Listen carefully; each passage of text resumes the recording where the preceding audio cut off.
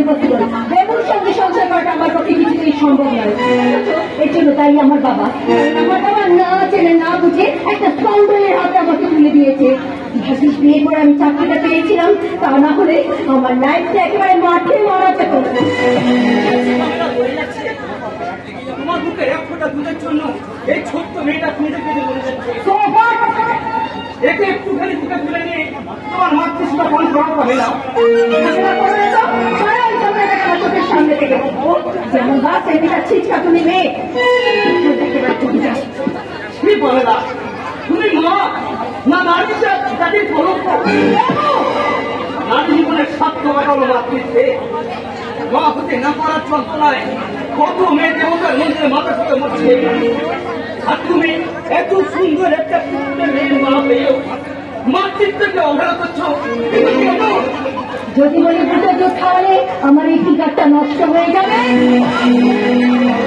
এই ব্যাপারে আদর্শ আধুনিকের মতো দেব, আমার মনে হচ্ছে তুমি কোন দুঃখ পোষ্য সন্তানের মা নও।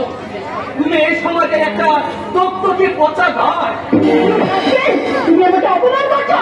হ্যাঁ বললাম, তুমি ওকে চাবলে তোমাদের বিগড়ে যায় চরিত্রটাকে আমি শুধু চাই না। মনে মনে তো কাছে পারে না।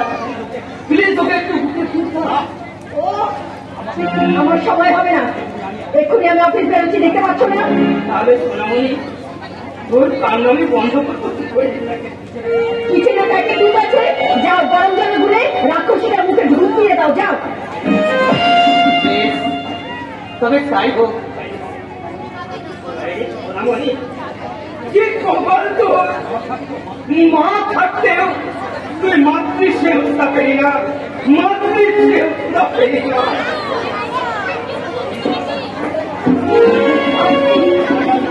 ম্যাডাম জি আছেন নাকি? ম্যাডাম জি আমি আসছি। ম্যাডাম জি मिसेस सिंघानिया साहब को मर्डर किसके लिए कुछ बात ছিল मैडम? थोड़ा प्राइवेट बात ছিল मैडम जी। বলো। আমি আপনাকে মেলা মেল করিয়ে দিব ম্যাডাম জি। सिर्फ আমার একটা অনুরোধ আপনি রাখি। वो सिंघानिया साहब को मर्डर पर जो तस्वीर हमने खींचा था, वही तस्वीर आप अपने न्यूज़पेपर में मत छपिए मैडम। বেশ, ছাপো না, কিন্তু বিনিময়ে আমি কি পাবো? 1 कोटी रुपया पाবে मैडम जी। 1 কোটি? हाँ मैडम जी, 1 कोटी। और अमेरिका একটা ফ্ল্যাট भी আপনাকে দিতে পারি আমি। सिर्फ আপনি শুধু वही प्रमाण हमारा वापस करें। তুমি টাকা এনেছে? हाँ मैडम जी, এবার हमारा प्रमाण वापस दें।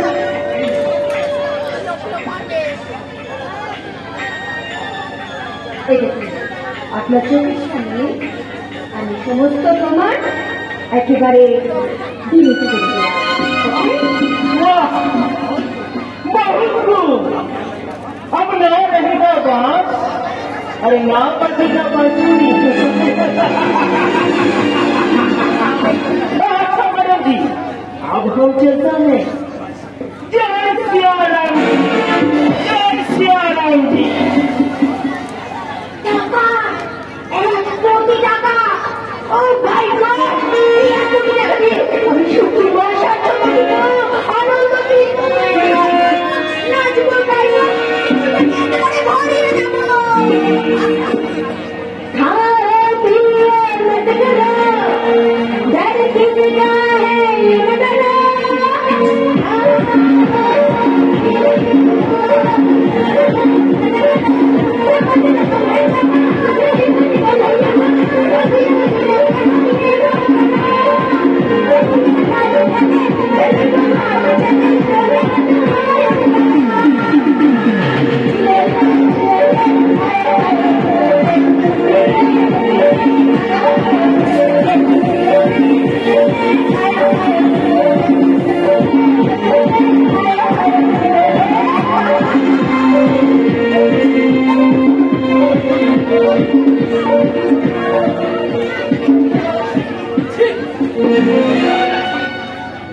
তুমি এইভাবে নিজের সততাকে কিছু টাকার বিনিময়ে বিক্রি করেছে।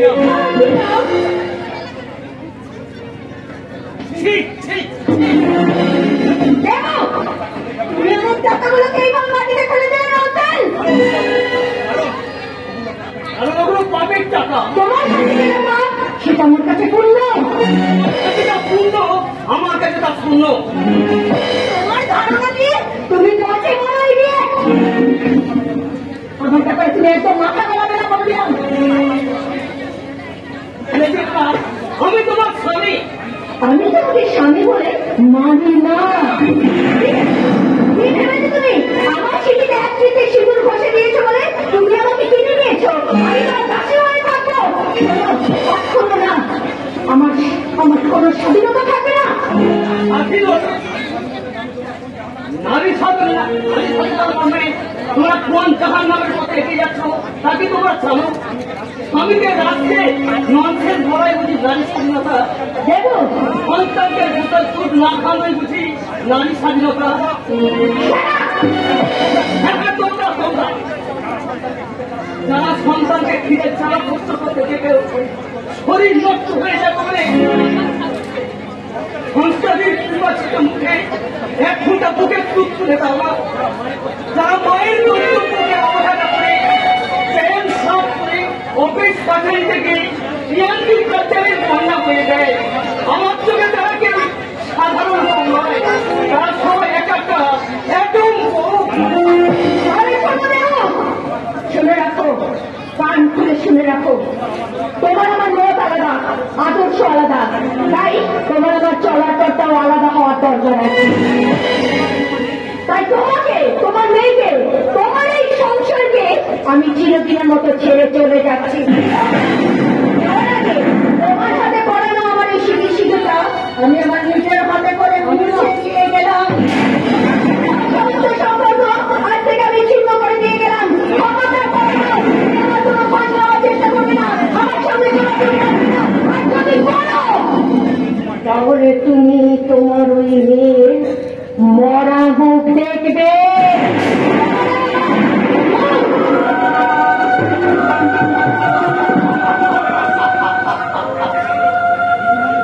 চিরকালের মতো বাড়ি ছেড়ে চলে গেল সাহেব, তাহলে এখন ওই হুকুমনে কি হবে?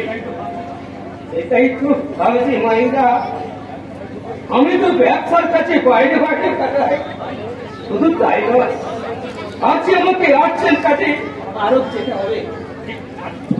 এতটুকু বাচ্চাটাকে নিয়ে আমি কি করবো এখন? আপনি আমাকে তুলে দেবেন সাহেব, আমি ওকে কোলে পিঠে করে মানুষ করতো, খুব পারবো। ওকে নিয়ে আমি আমার গ্রামের বাড়িতে এখানে গিয়ে ওকে আমি মানুষদের মতো মানুষ করবো। ওকে মানুষ করার জন্য যা খরচ করতে আমি সব দেবো। আমি নিশ্চিন্তে থাকুন সাহেব, ওকে আমি খুব আদর যত্নে মানুষ করতো। তাহলে তাহলে